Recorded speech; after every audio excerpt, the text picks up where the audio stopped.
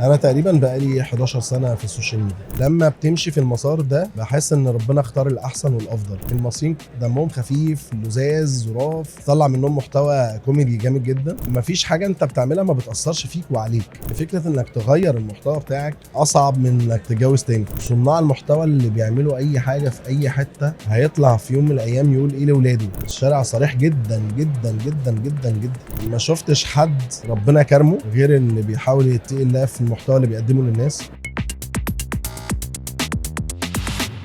الشارع مليان قصص وحكايات كتير قوي، ومعانا النهارده حد من اهم الشخصيات اللي قدرت تنقل لنا القصص اللي موجوده في الشارع المصري. مش في الشارع المصري بس، لا ده في الوطن العربي كله. معانا مذيع الشارع احمد رأفت.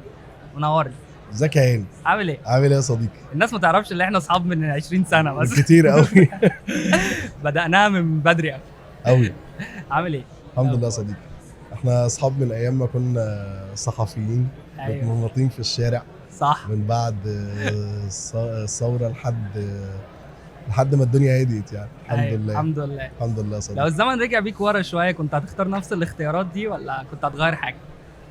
والله يعني ما اخترتش، يعني دايما شايف ان ربنا اللي بيختار لي، مش انا اللي بختار. يعني مهما حتى كنت عايز حاجات وما بوافقش فيها او ما بتكملش، بحس ان ربنا بيختار حاجات تانية. ولما بتمشي في المسار ده بحس ان ربنا اختار الاحسن والافضل. الحمد لله. فما اعرفش، يمكن حتى الناس اللي ممكن يكون عندها امل في حياتها انها تختار كذا، انها تعمل كذا، انها تتوفق في الحاجة الفلانية، آم، مش بارادتهم. لا، شايف ان ربنا لولا توفيق ربنا ما فيش حاجة هتحصل. حاسس القصص الكتير اللي انت صورتها في الشارع أثرت في حياتك شوية، غيرت وجهة نظرك للدنيا عامة؟ يعني هو تدريجيا من برنامج مذيع الشارع، هو البرنامج الكوميدي، جبر كان الخواطر.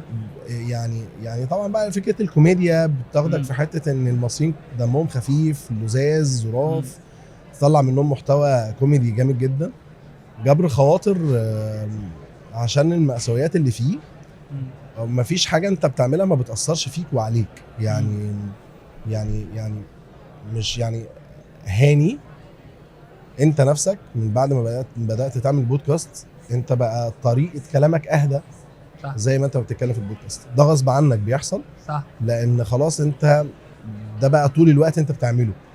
تمام. فبقى خلاص طابع على شخصيتك وهكذا. فلا، جبر الخواطر القصص اللي فيها حاجات حلوة جدا وظريفة كمان وكوميدية ولطيفة.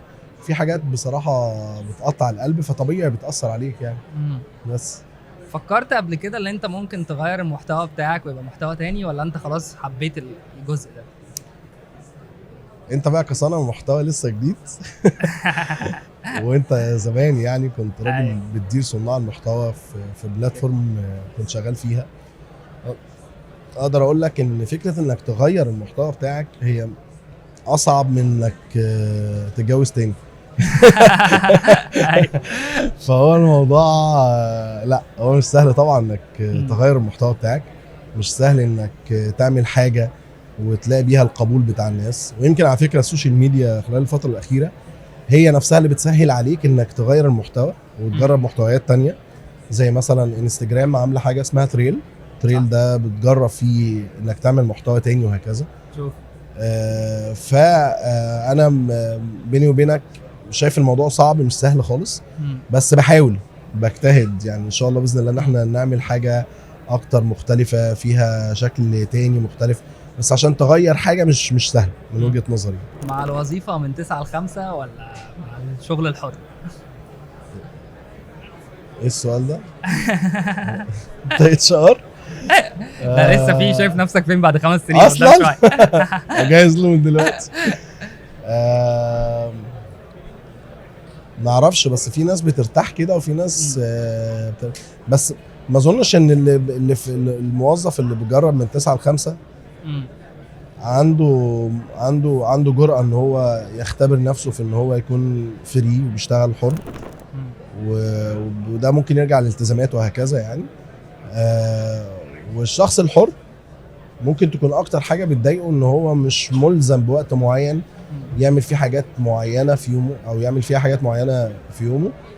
واظن ان يعني كل حاجة فيهم ليها مساوئها ومميزاتها، بس اظن ان انت وانت حر اكيد بتكون عندك مساحه اكبر تعمل حاجات اكتر، فده افضل. مليون دولار ولا مليون فولورز؟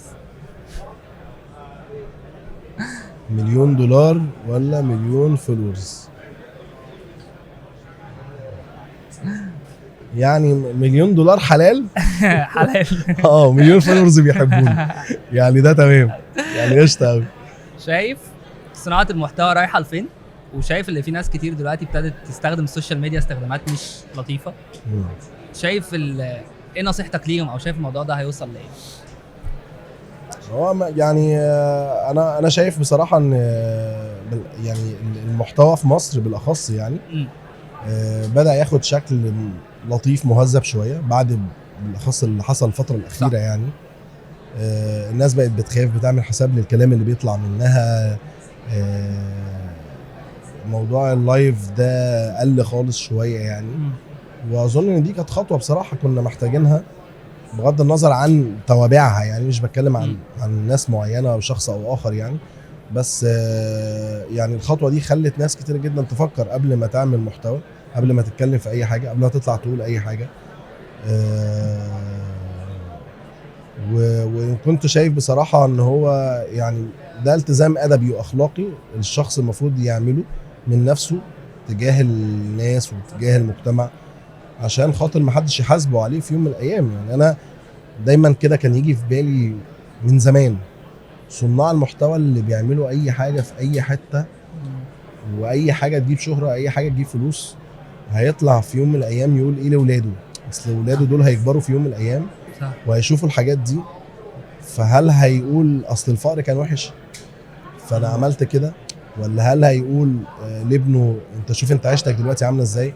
فجاوب عليا فيديو كان لسه ظاهر من قريب كده، فيديو انتشر جامد قوي لست بتعمل محتوى وقعد معاها اولادها وعمالين يقولها مش كفايه تصوير بقى، شفتوا كانوا على الاكل. فده اللي ده لما ظهر طلع كل اللي جوايا، يطلع كل اللي انا كنت بفكر فيه. انت ابنك، بنتك، اولادك، احفادك هيشوفوك ازاي؟ يعني دي حاجات بعض الناس مش عامله حسابها يعني. بس شايف الشارع بيكذب ولا صريح؟ الشارع ايه؟ بيكذب ولا صريح؟ الناس اللي بتقابلها في الشارع ولا صادق؟ صريح. لا خالص، الشارع صريح جدا جدا جدا جدا جدا، صريح في كل افعاله وفي كل تصرفاته. انت حرفيا لو في ود بينك وبين الناس في الشارع هتلاقي الناس بتقول لك حاجات انت مش متخيلها ولا متخيل انها تطلع منهم ولا اي حاجه. فربنا يعني الحمد لله بفضل الله ربنا رزقنا بده، سواء في البرنامج الكوميدي او برنامج جبر الخواطر، لو مذيع الشارع او برنامج جبر الخواطر. لا الحمد لله يعني عندنا ناس بتتكلم بصراحه زياده عن اللزوم، ما بتفيكش، بالعكس ده هم احيانا من الصراحه المبالغ فيها بنشيل حاجات عشان خاطر ما ينفعش. فلا الموضوع صريح جدا. نصيحه اخيره للناس صناع المحتوى اللي لسه بادئين المجال، تنصحهم بايه بما انك في الشغلانه دي؟ نقدر نقول مش عايز اقول كتير بس يعني عشان ما نكبركش ما بقى في شويه شعر ابيض بقى فيه يعني مش هنقول. انا تقريبا بقالي 11 سنه في السوشيال ميديا، ما شفتش حد ربنا كرمه غير اللي بيحاول يتقي الله في المحتوى اللي بيقدمه للناس، وان كان حتى لو هو في حياته خارب الدنيا، بس في الاخر اللي طالع للناس مختلف، اللي طالع في الناس يهم الناس، اللي طالع في الناس للناس بي يعني هو اقدر اقول انه هادف او بيخدم الناس او بينفع الناس. فشايف ان انت ما تروحش في حتت، يعني انا شايف ان الكوميديا نفسها حلوه جميله ومؤثره، وممكن لو حد مريض وشاف فيديو كوميدي ممكن يطلعه في نفسيه افضل. فكمان الكوميدي مؤثر، بس طالما كوميديا يتقبلها الناس والناس تحبها يلا بينا. لكن لو حاجات فيها خروج عن النص يعني لا، انا ما بشجعش ده، لان انت في يوم من الايام هتتحاسب عليه. هتتحاسب عليه بقى من قانون، هتتحاسب عليه من عيلتك، هتتحاسب عليه من انت نفسك، ممكن تحاسب نفسك، ممكن تكتشف ان انت ايه ده، وانا ليه عملت كده، وليه كنت بقول الكلام ده يعني اتقوا الله يا جماعه في اللي بيطلع للناس. شكرا يا احمد ونورتني. شرف ليا يا هاني والله، واستنونا مع هاني كمال يا جماعه في استوديو النجوم. استوديو النجوم ونجمه. استوديو النجوم. حبيبي يا شكرا أحمد. جدا يا صديقي، الله يخليك. شكرا يا هاني.